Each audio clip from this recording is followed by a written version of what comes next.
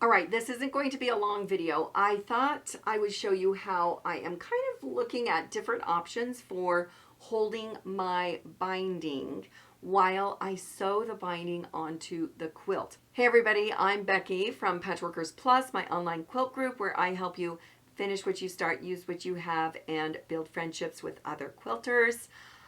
I thought I would show off like this new little gadgety thing and how I'm using it for my binding. So you know how you usually strap it over or throw it over your shoulder, but it always catches on things. Mine usually hangs down the front side, and because I stand when I sew, I end up stepping on the binding strips and then it's pulling and it just makes a big mess. So I ran into this little gadget from Lemon Wood Company. I will have a link in the description for you to check it out. It is gorgeous. Oh, look at that detail on the wood and the print. So cute. Originally, these are for putting on your wrist, and you put your skein of yarn on here so you can crochet or knit while holding onto your skein and it not getting in the way. It doesn't have to be on the floor, like rolling around or in a bag.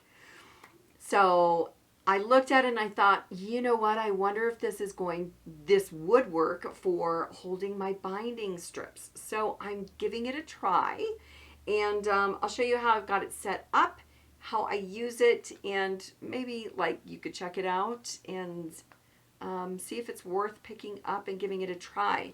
If you have any tips or hints for your binding while you're sewing it on to your quilt, let me know in the comments. Would love to hear about it. So this is by Lemon Wood.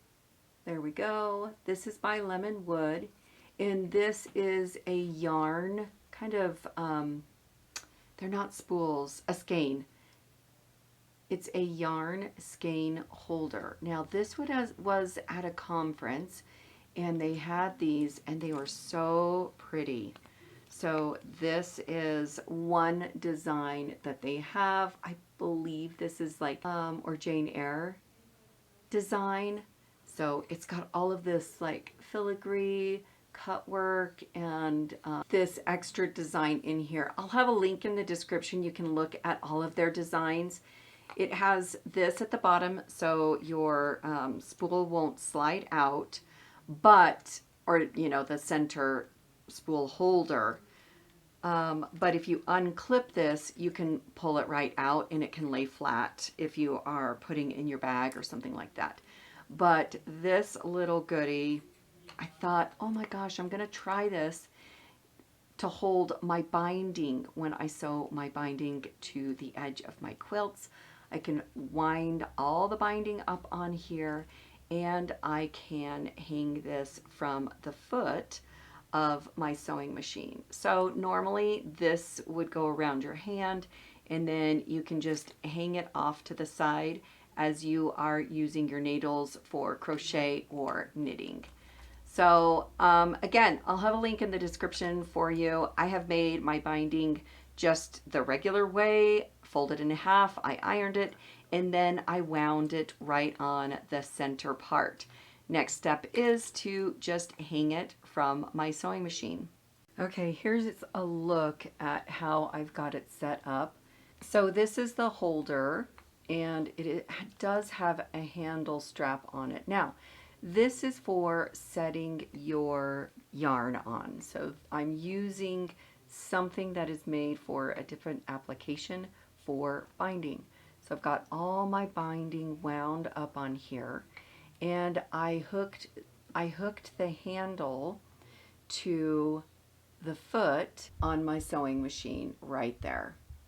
So I've got the clear sew steady table, and it has the feet, and that's a perfect place to slip this handle on. So with that in place, it just kind of hangs here. Now I did notice that it likes to unwind, and so I just use a clip.